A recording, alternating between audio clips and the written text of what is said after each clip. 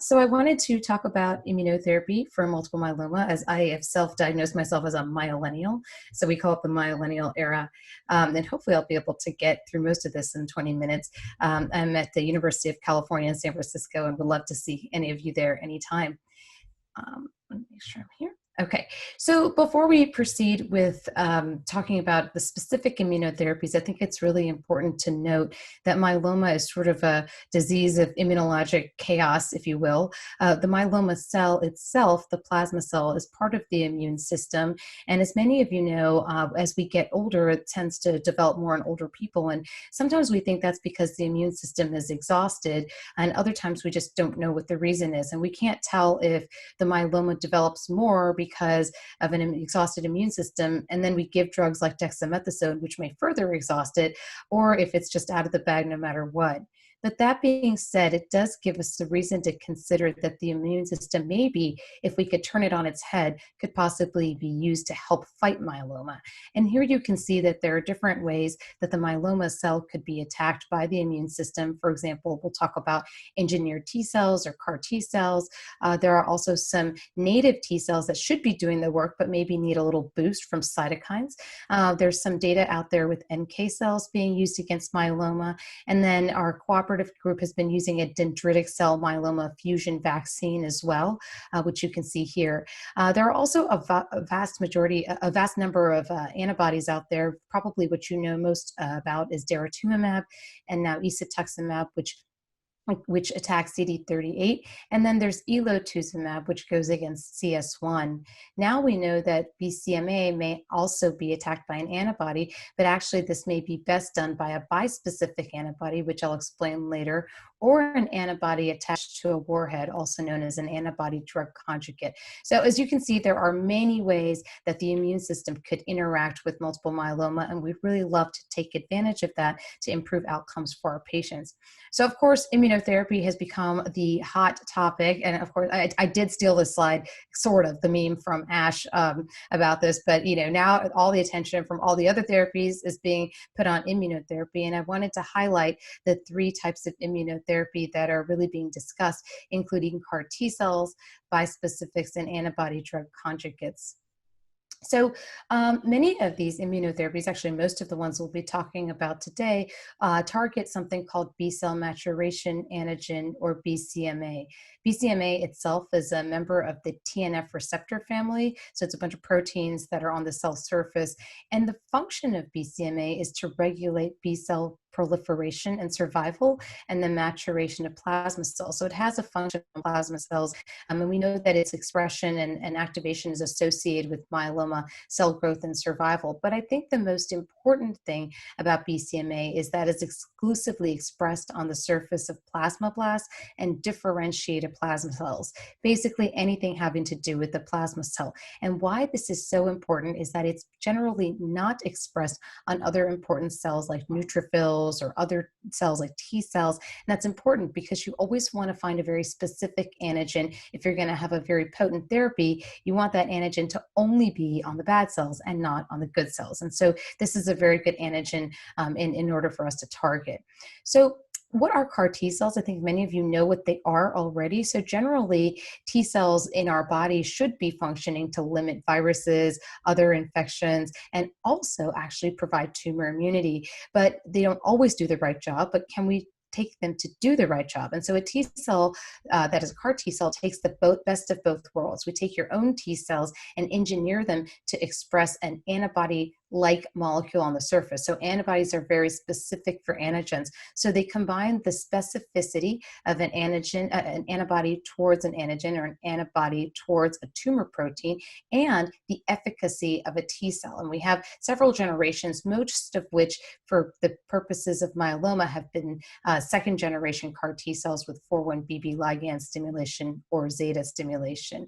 But just to point out here, the T cells are always the ones that we think of as having a lot of efficacy against viruses and tumor surveillance in our body. And now we can engineer them to be specifically targeting these tumor cells. So that's just been a really nice forward in progress of cancer immunotherapy in general. And as you know, this has actually been done in other cancers before myeloma, specifically non-Hodgkin lymphoma and childhood leukemia. And so we've been taking a page out of their book to see if we can make differences for myeloma patients targeting BCMA. So probably the most famous to date study and long-term study in America that we've had is this Bluebird study, now Celgene, now BMS. But the product is called BB2121. And the reason I use this slide is so that anybody who's considering CAR T therapy would kind of get an idea of what they're in for.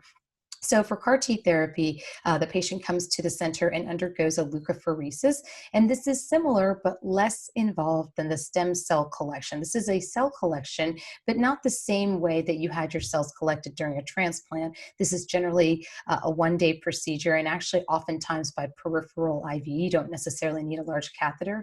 And once those cells are collected, they go off to a factory, and it takes about, this says 10 days, but the reality is because of all the quality testing, et cetera, it takes about 4 to 5 weeks for those cells to come back to your hospital. Once they do, you'll be given 3 days generally of chemotherapy, a combination of a drug called fludarabine and another drug which many of you have had before, cyclophosphamide. And these two drugs basically make room for the T cells so that they don't get rejected by the normal T cells that haven't been engineered that are in your body. And then on the day of the infusion, the patient is given one single infusion of these cells, very similar to a blood transplant or even the stem cell infusion you may remember, and then they're observed very closely, and we'll talk about that in a minute. So the original data that was presented several years ago at ASCO and then published in the New England Journal was updates on the phase 1 of this BB2121 CAR T cell.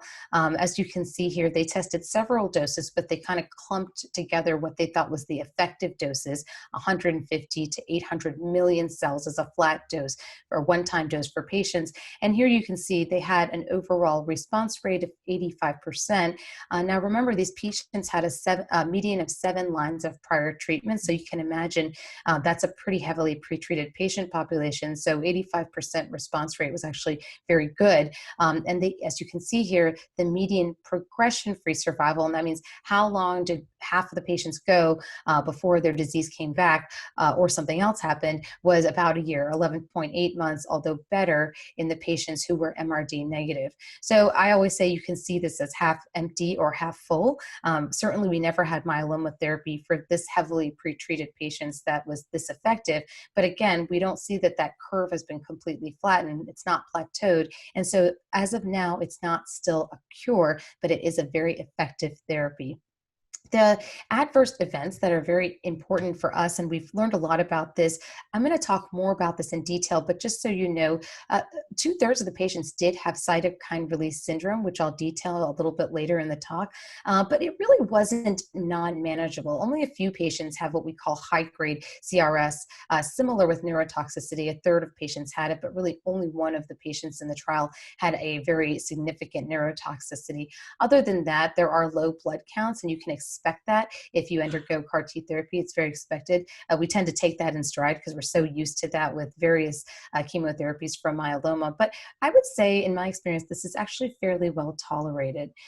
This is actually hot off the press, originally hot off the press in December, but now actually just published in abstract format for ASCO upcoming next month or at the end of this month. And you can see here, this is the phase 2 trial. So this is the next trial that they had with a lot more patients. They had, here they report on 128, but in the ultimate abstract, I believe it's closer to 140. And they studied 3 doses of cells, the same BB2121 cells. And as you can see, now the phase 2s tend to be a little bit different than the phase 1s. And so the data may be a little different. In this particular trial, the patients that went on this trial were actually worse. They were having actively progressing disease. It's not surprising to me that their overall response rate here, as you can see in the total group, was 73%, a little lower, and their progression-free survival was 8.6 months, a little lower than we saw. But I just want to point out here, excuse me, that what we're looking for is the 450 dose. And the reason I highlight that is that that is the dose that they're going to probably be going forward with to ask the FDA as the recommended dose, because it was fairly well tolerated and the outcomes are actually better.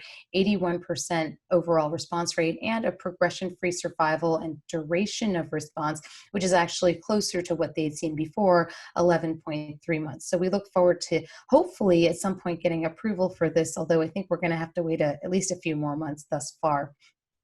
The other trial that has some long-term follow-up is one that was done in China.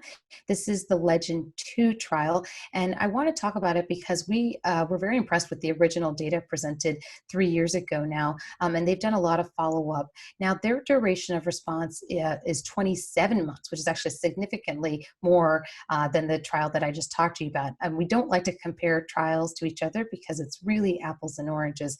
And particularly in this case, this patient population was less heavily pretreated in China, and there's a little bit less known about who these patients were and how sick they were. So it might be that these were better patients, or this is a better T-cell therapy. But what will help us to understand that is the Cartitude study, because this Legend CAR T-cell was then bought by Janssen and brought over here to do a trial in the United States. So the Cartitude 1 study has been recently completed, and the first part of the data, about 25, 27 patients, was presented at ASH this past year. So very similar design to what I told you already about the BB2121. The patients were enrolled, they were progressing with myeloma, sorry, it's 29 patients, and slight differences in the patient population, but generally the same. Those patients also got bridging, those patients also had apheresis and then had a time of manufacturing. For both trials, you can consider doing bridging chemotherapy, and that's something that you may do if the patient is too sick to wait a few weeks. Ultimately, the patients went on to get a very similar chemotherapy of lymphodepletion, the fludarabine and Cytoxan, and then got their cells infused and then were followed closely. So the response data initially was presented at ASH by my good friend, Dr. Deepu Maduri, and you can see here 100% of patients responded in this first cohort that was presented.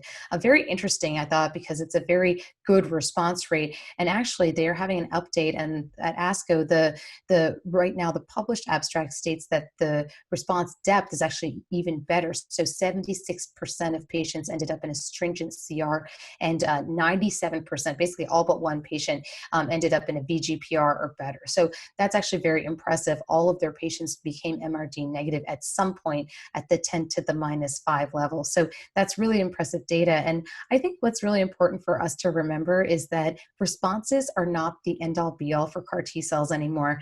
We were all very much impressed with 100%, 80%, et cetera, response rate. But for us now, knowing that these can be effective therapies, we want to know for how long. And so we've really shifted our focus from response rate, how many people responded at all, to how long did they respond. And one thing you're going to hear more and more about from data is duration of response. So if you have a response, how long can you expect to stay there? Because ultimately, if you're a patient, that is probably what you care about. And so I'm really hoping that we'll emphasize that data even more as time goes on.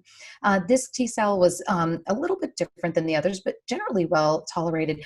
Basically, most of their patients had some sort of CRS, but as you can see, it was pretty well tolerated and manageable, similar for neurotoxicity. And I think that we as practitioners are getting better at that, just like we got better with transplant. And as time goes on and more patients are getting CAR T therapy, we'll be better at managing these side effects. While we're on the topic, what are CAR T associated side effects? So I think the one that's probably most talked about is cytokine release syndrome. And this is a systemic inflammatory response that occurs as the CAR Ts are activated and expanded. Basically, I tell patients it's the worst flu you ever had. And that's sort of basically what's going on, right? Because the T cells, which are trained to fight infections, think that there's a giant infection of BCMA going on. And so they get very excited and make you feel horrible. And patients most typically will have fever. That's sort of the hallmark symptom. And they can have a lot of fatigue as well. We really are wanting to know when patients have fever immediately, and many of them may end up going to the hospital if this was an outpatient CAR T, but if they're already admitted, we jump on that very quickly. And sometimes we think that the high disease burden may be associated with more severe CRS, which would make sense. Of course, the more antigen or protein that you have that the T cells are acting against, it may change how likely they are to be activated. This is really a slide just so you understand what you've probably heard. CRS management is generally supportive care. We give Tylenol for fevers. Of course, we make sure that there's antibiotics on board, et cetera. But I'd say what we use the most is a drug called tocilizumab. And tocilizumab is an antibody against the IL-6 receptor. IL-6 is this protein here that does tend to cause inflammatory downstream effects. And we have a lot more experience using it now, and we don't think that it affects the ability of the T cells to kill, but rather sort of like Tylenol does with fever, just takes down the symptoms. And so we do use that pretty judiciously now. If the CRS is persistent despite tocilizumab, we do use steroids or maybe more steroids, and in very severe conditions may consider another dose of cyclophosphamide, really to in that case really silence the T cells, because of course we don't want anything bad to happen to the patient. We always want to first do no harm. What about neurotoxicity? This is something that has been talked about, a little less common as you saw from the data than CRS, but it does happen, and it can be manifest by any of these symptoms that you can see here. Basically, I think the best way that I've always described it is the patient kind of seems drunk, and they may say, yeah, I totally remember what happened, but then they can't tell you exactly what was going on, or very simple questions. Once you start digging in there, you'll realize that they don't necessarily know what you're saying, or it's very confusing to them. And it's very hard. Of course, patients are trying to do the best they can during this situation. So I really love it when caregivers are around, because they're often the first people to notice this. And the reality is there are multiple reasons why a patient may have neurotoxicity in this setting. Of course, the CAR T cells, maybe they just had a fever. Being in the hospital, that can be very off-putting for many patients. Maybe they were on dexamethasone. Also, the fludarabine may have some effects, but neurotoxicity is real, and it has to be recognized very quickly. And we now use this ICE scoring that you see on the right, sort of an evolved scoring from a previous CAR-TOX 10.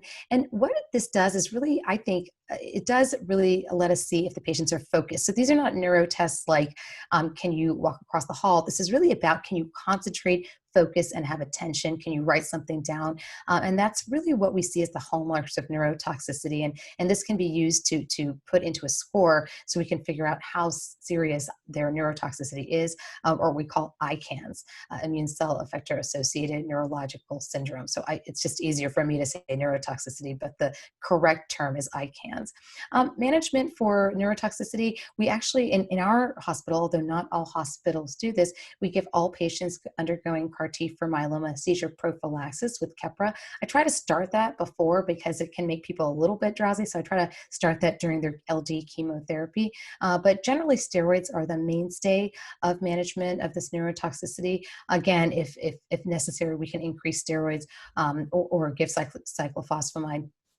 Other toxicities associated with CAR T cells, definitely low blood counts. I mean, I think all of you have experience with this, so we give supportive care. There seems to be a little bit of inflammation going on with this bone marrow based, in the bone marrow. So these T cells may actually cause not only killing of the myeloma cells, but sort of a side inflammation in the bone marrow while they're doing that. And that can actually manifest as very low counts and a high ferritin, and in syndrome we call macrophage activation like syndrome. So similar, but not necessarily definable by seeing more macrophages in the bone marrow. And we've started to use this drug anakinra to try to combat this. And this actually is a competitor for IL-1. And we've actually had a good amount of success using this because it does go to the root of the problem as far as the inflammation goes. So you may hear of both of tocilizumab for CRS and maybe steroids for neurotoxicity, and then anakinra for this type of a syndrome. And then there's immunosuppression, and I think this is real, and this is something that we really have to work with our community providers. So if you get a CAR T cell, for example, at a specialized hospital, and then you go home, there has to be good communication, very similar to what you had maybe during your transplant, where the myeloma doctor or the transplant doctor was communicating with your local doctor. Well, the CAR T doctor should do the same. You should look at the immunoglobulin G levels, which tend to be suppressed as a side effect, and you may need IVIG, which we actually do tend to give if the immunoglobulin level is below 400. That's very arbitrary. It's not proven, but we certainly don't want people to get into trouble. And we give antibiotics prophylaxis during the CAR T, certainly during neutropenia, and antiviral prophylaxis at least for 6 months, similar to the transplant. So moving on from CAR Ts, there are other things that are looking at BCMA, including something called bispecific T cell engagers. And so you can see this is an abstract that was presented by Dr. Costa, who you saw before today.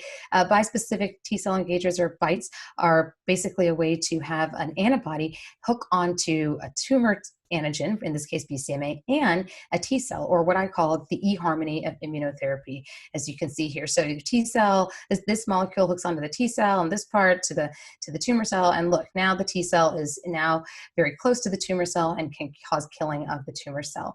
So this is an interesting trial that was presented at this year's ASH. And the reason I like this is because, as you can see here, initially these patients are getting this drug. Now, this is not a cell therapy. This is just a drug.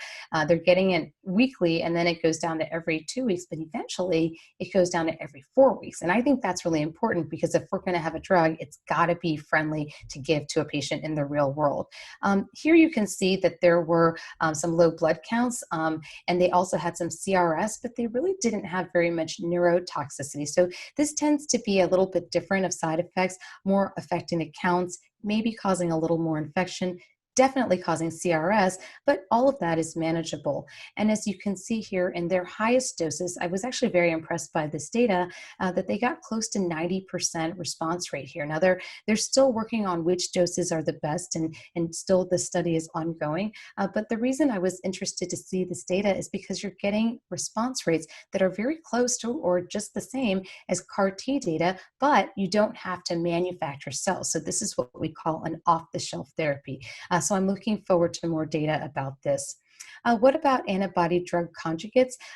Belantamab mafodotin is a drug from GSK that actually uses targeting of BCMA, as you can see here. But on the edge of it, it has this warhead, this MMAF, and it allows for deployment of this warhead specifically into this plasma cell. And I think, although there may be some immune effects going on, I think the vast majority of the work is being done by these warheads. And so that's where this drug gets its efficacy. The original study to look at this was called the DREAM-1, and the patient population here was a little bit less heavily pretreated than the CAR T population, and actually lesser of them had been exposed to daratumumab, which was a requirement for all the CAR T studies and the BiTE studies.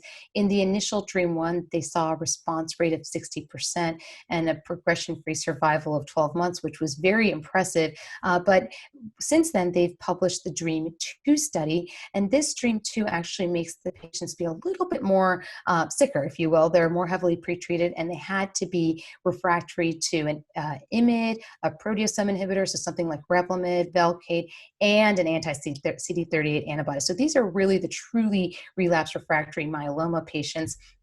One of the things that they looked at in this study was 2 different doses. And the reason they looked for that is because one of the side effects of this drug, because of the toxin that it uses, is ocular toxicity or keratopathy. And that is manifest by these little globules of inflammation that are in the cornea. And the reason it's important is because, of course, we want to be able to see, and this is a quality of life issue, and the company is very aware of this. And based on that, they've been trying to do the best they can to find the optimal dose that will give efficacy but minimize toxicity. And so they were looking at 2 different doses here. Basically, as you can see here, for either of the doses, the responses were similar in the 30s, 31%, 34% in the 3.4 group. The keratopathy was 43% grade 1 and 2, so something that's tolerable but symptomatic, and then 21% had grade 3. And I think, if anything is something that has to be known about this drug, is you have to educate your patients that they may have irritation of the cornea. Why is this important? Because the solution for that is actually stopping the drug.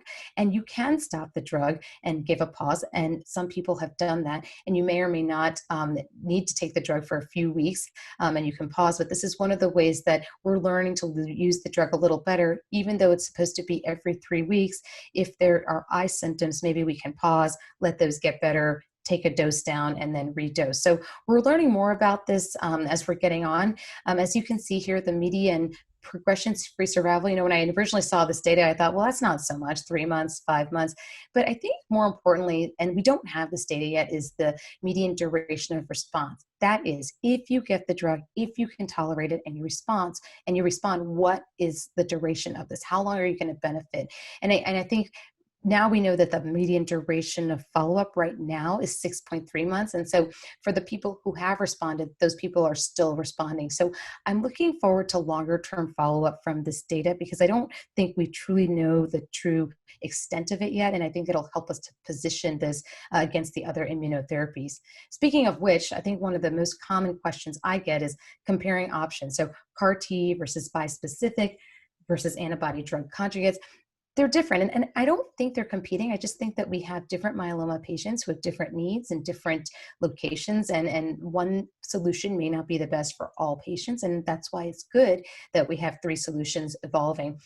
So CAR T requires a specialized center. Usually it's a one-time deal. That's what I like about it the most, the one and done. It's 2 months of real investment, but you can have some toxicities we talked about. And I think financial toxicity may be very important. Bispecifics, we don't know the logistics. I think maybe the first dose people may want to get at a specialized center, but then it's off the shelf and could be very community friendly, similar to other drugs like blinatumomab. But the length of treatment is not known because you don't know, people could be on this forever. And even though there's CRS, it's actually tolerable, maybe some infections. But I think the cost, it may rival. I mean, if you're giving this forever versus one time, then we really don't know if there will be differences of cost. Similarly, antibody drug conjugates, I think this is the most community-friendly drug that there is. It's off the shelf every 3 weeks. Maybe the original study had some limited cycles, and maybe that's possible. But I think corneal toxicities are important. Of course, this is something that is a quality of life, and we don't know how long that people are going to take it and the cost. And so I think, everything is negotiable, and something that we should consider, that every treatment is not same for every person, and it really have to tailor it according to patients' goals, quality of life, limitations, and other factors that may not have anything to do with their disease. So in the future considerations, we are looking at allogeneic CAR T cells that eliminates the need to engineer your own T cells, and those would be off the shelf. Maybe CAR T cells can look at not just one target like BCMA, but BCMA and something else. A lot of work going on with novel engineering options to make cells last longer, and finding new antigens to make them better at targeting myeloma, maybe moving it earlier in line. A lot of trials looking at this now. I would say hashtag be like Dara. Right now, daratumumab is just coming to the front line. And I think that's one of the things that it's gained, is coming to the front line. It's more efficacious. And then looking at earlier clinical trial endpoints, because of course I'm a millennial and I hate to wait. Who wants to wait for all this PFS, right? We'd like to see earlier endpoints. And I think MRD will become part of this. By the way, if you are wondering what a millennial is, it's a myeloma millennial, and this is the criteria for it. So I'm a self-proclaimed millennial because I've never given thalidomide or oral melphalan, and of course, it's like, what's the big deal about 80% response rate, right? We care about duration of response. We're not sure we're using durasamine anymore, and we always look at MRD, and of course we have to be on Twitter. So this is my definition of a millennial, although Rafael Fonseca had a good one. Thinks that PulseDex is a Dutch EBM band, which I thought was pretty funny. With that, I'd like to say thank you so much for your time, and hopefully you got a little bit of information on myeloma immunotherapy. This is our team in San Francisco, the 4 of us here.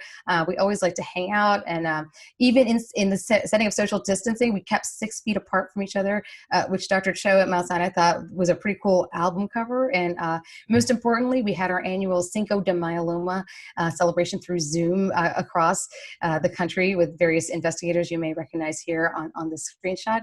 And with that, I'll say thank you, and I'll be happy to take any questions.